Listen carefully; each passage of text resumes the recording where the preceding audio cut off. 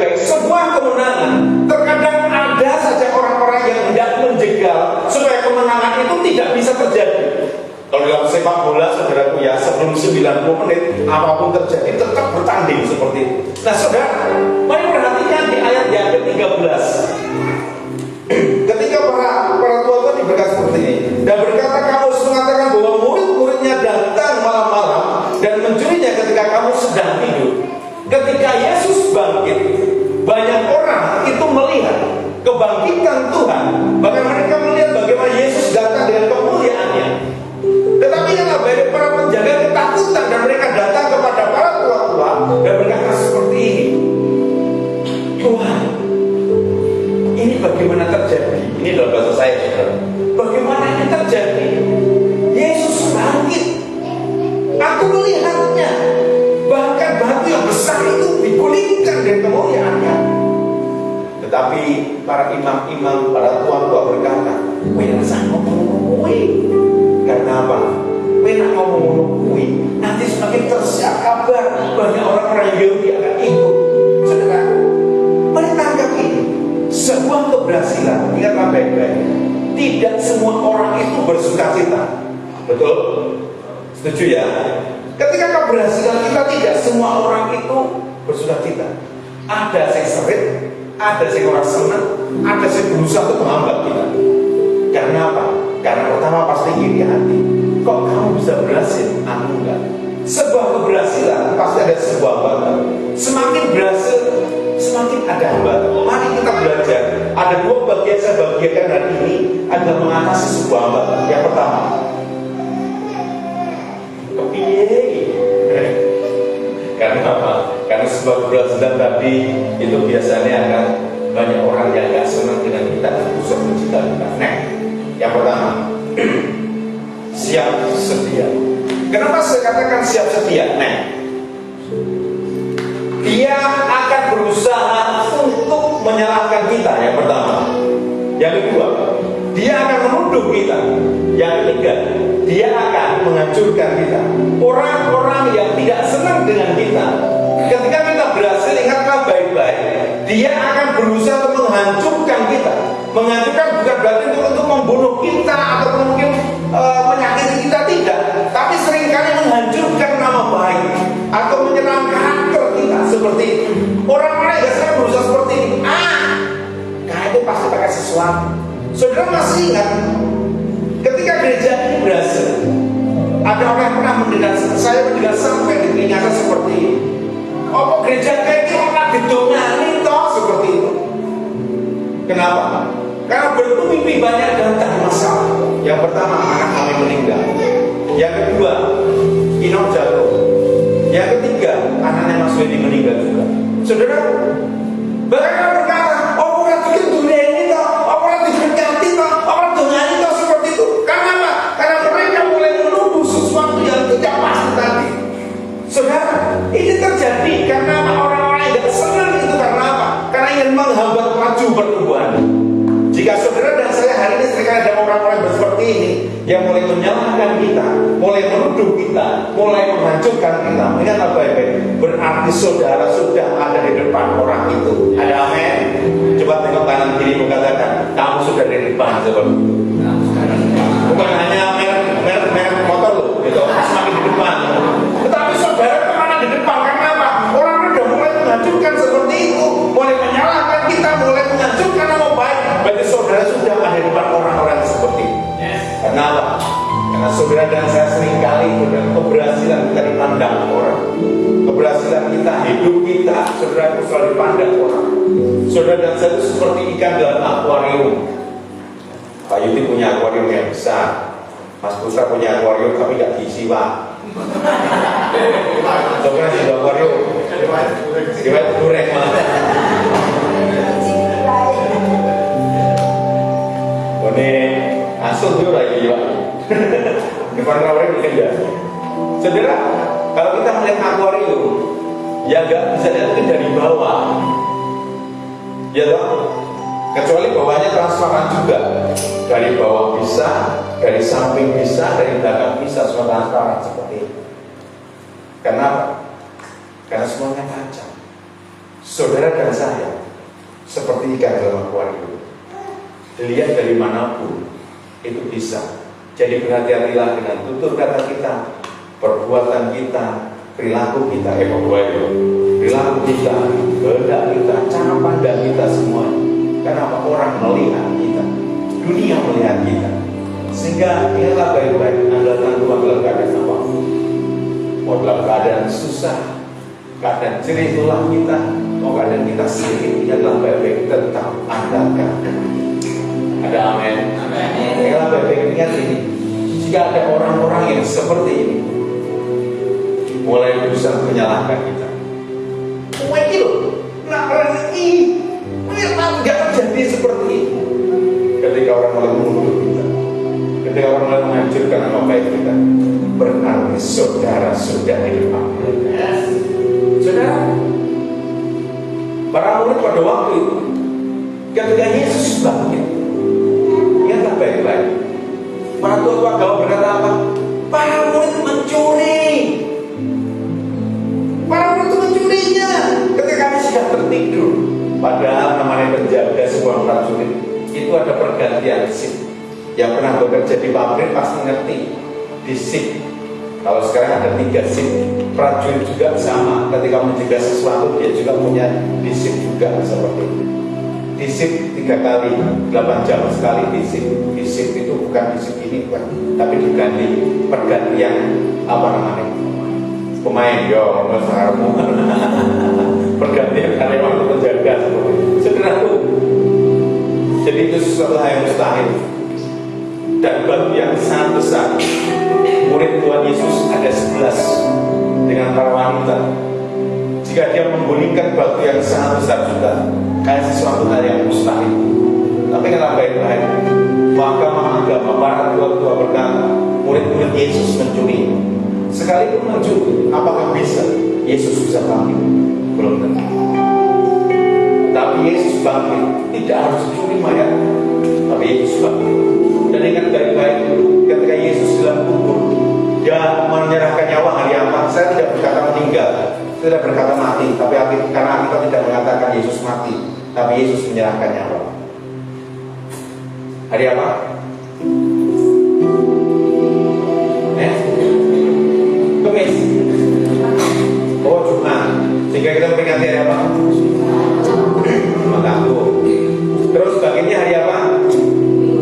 Minggu. Setu apa? Tahu kan? Malam mingguan. Saudara, dalam 1 Petrus, Yesus ketika dia menyerahkan nyawa, dia bangkit dari ketiga. Jadi 1 Jumat sampai Minggu, ingat baik-baik, dia tidak pernah ongkang. Ini pernah saya sampaikan tahun yang lalu. Tetapi dia turun ke dunia orang mati, menyampaikan pada orang-orang mati sebelum mati. Dia berkata, ini aku Mesias, ini aku Tuhan. Ingat, ini bukan penginjilan pada orang mati, sehingga terkadang dipakai oleh salah satu gereja untuk menginjili orang-orang mati. Bukan, tetapi dia menyatakan, ini aku Mesias. Yang pertama, yang kedua, dia turun ke alam maut untuk mengalahkan iblis, sehingga kita bisa berkata, hai maut, di mana hasratmu? Hai maut, ini aku menang. Hai maut, ini aku menang. Karena aku punya Yesus. Katakan amin. Karena Yesus mengalahkan maut, karena Yesus mengalahkan iblis. Saudaraku, dia datang ke sana untuk mengalahkan iblis. Saudara saya mendapatkan pengampunan dosa. Ada amin. Bukankah sesuatu hal yang luar biasa? Tapi kan baik-baik, kebangkitan Tuhan ada saja yang menghambat. Sehingga saudara saya harus siap sedia. Yang kedua, yang terakhir, saya tahu saudara tahu diri kok. Saudara dan tidak sampai sore. Yang kedua apa?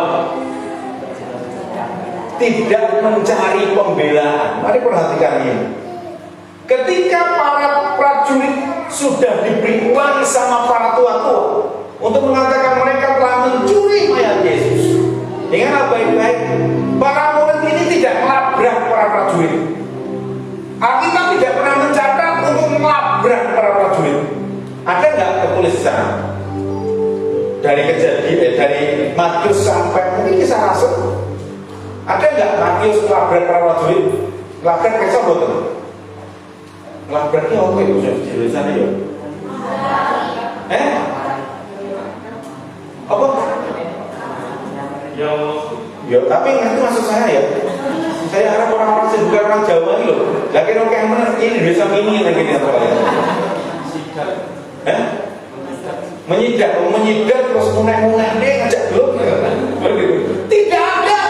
Dari Matius sampai Kisah Rasul tidak ada menyatakan para murid melabrak para prajurit sudah dibatasi. Kamu dibayar berapa? Mungkin katakan saya mencuri. Ayo. Ketika kita dituduh orang, pasti kita ngamuk-ngamuk karena apa? Kita merasa benar. Tapi yang baik-baik, para murid tidak pernah mencari pembelaan. Karena apa? Karena sebuah kebenaran itu pasti akan ada pada endingnya. Ada amin. Ketika saudara mencari pembelaan, berarti kan baik-baik, berarti saudara sedang ada sesuatu dalam tanda kutip. Karena sebuah kebenaran tidak perlu sebuah pembelaan. Amin. Sebuah kebenaran tidak membutuhkan pembelaan. Karena dia akan ada.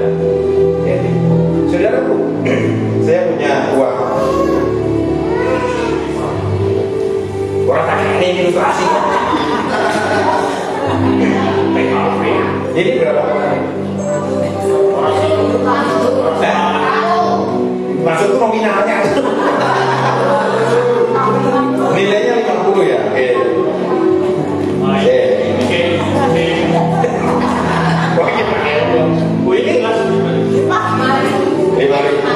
Oke.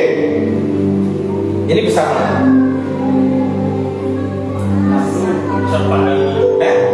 Besar aku sudah. Besar ini ya, nominalnya ya. Nilainya besar itu. Bisa nggak 5.000 menggantikan nilainya ini? Nggak bisa. Karena apa? Nominalnya besar itu. Bisa nggak? Ketika kita beli di warung, habisnya 49.500, tapi bayar pakai ini. Kurang utang namun. Saudaraku, kalau yang awal-awal seperti ini,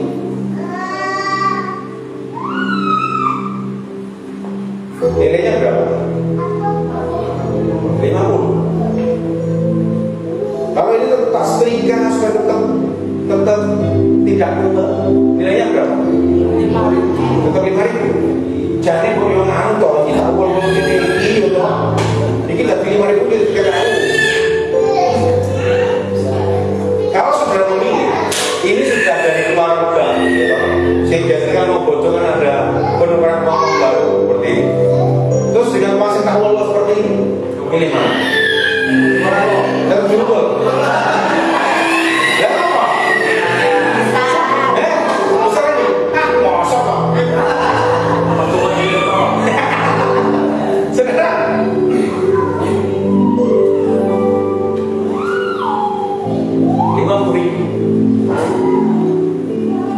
Dengan kencing ataupun tidak, nilainya tetap 50.000. Dengan jumlah seperti ini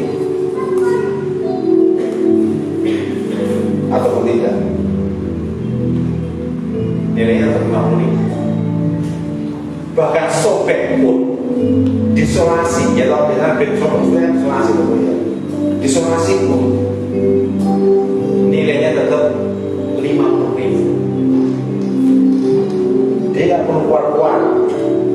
Aku ini 50.000. Kamu tuh ciri-ciri. Nggak ada. Dia tetap 50.000. Makin baik. Saudara, hidup saudara dan saya, sekalipun mau didera dengan badai apapun, nilai dalam hidup saudara tetaplah anak Tuhan. Katakan amin. Apapun yang terjadi, mau ada orang-orang mau menghancurkan saudara dengan nama baikmu, mau menyalah-nyalahkan saudara, mau menuduh saudara yang tak baik-baik, tidak perlu mencari pembelaan. Karena apa? Sebuah kebenaran yang akan ada dalam hidupmu. Tidak perlu sebuah pembelaan. Karena orang-orang mencari pembelaan, orang-orang sedang bersalah dalam hidupnya. Maka sampai hari pasti dia mencari pembelaan. Sebab kebenaran tidak membutuhkan sebuah pembelaan. 5 murid itu juga sama, mau dimuter-muter, mau dikerumus-kerumus, mau diapapun seperti tetap dia dapat 50.000. Hidup saudara dan saya dengan badai masa datang bertubi-tubi, selama hidup mengaku Yesus adalah Tuhan, selama hidup tetap mengandalkan banyak kebaikan, saudara tetap anak Tuhan, katakan amin. Saudara tetap berlian. Sebuah berlian mau ditaruh dimanapun tetap berlian. Mau dikasih comberan, mau dikasih tempat mungkin di batu akik atau mungkin di kalung saudara, tetap berlian. Bahkan saudara ketika ada mungkin di tempat kotoran sekalipun berlian, tetap berlian. Tapi ingatlah baik-baik ketika ada dalam comberan itu membutuhkan orang yang mengangkatnya. Saudara butuh Tuhan. Para murid ketika dia dituduh berkata seperti ini, mereka akan mencuri nilai Yesus. Dia tidak labrak. Dia tidak mendatangi para murid, para prajurit. Dia tidak mendatangi para tua-tua sekalipun mereka bisa. Masuk piye? Wah, nyolong mayat Yesus. Yesus banget sendiri kok. Terkadang kita dicobai ketika kita dituduh seperti kita berusaha membela diri. Ialah baik-baik, sebuah kebenaran tidak membutuhkan sebuah pembelaan. Ada Yesus dalam hidupnya yang membela engkau. Ada Tuhan membela hidup. Seperti uang tadi, mau dikerus-kerus, mau dilempit dengan bagus, mau diapa, nilainya tetap sama, tidak bisa berubah. Hidup saudara dan saya juga sama.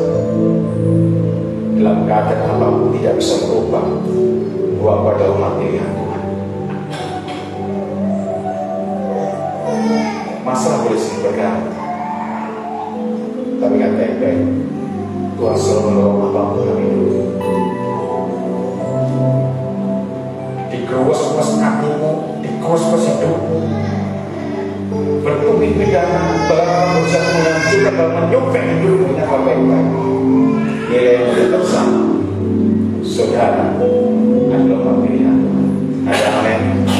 Dengan tangan kiri, kamu adalah umat pilihan Tuhan.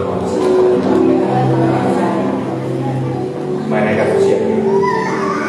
Tuhan selalu menolong. Musim akan selalu berganti. Kasih Tuhan tetap abadi. Jadi ingatlah baik-baik, Tuhan yang kita sembah selalu menolong kita.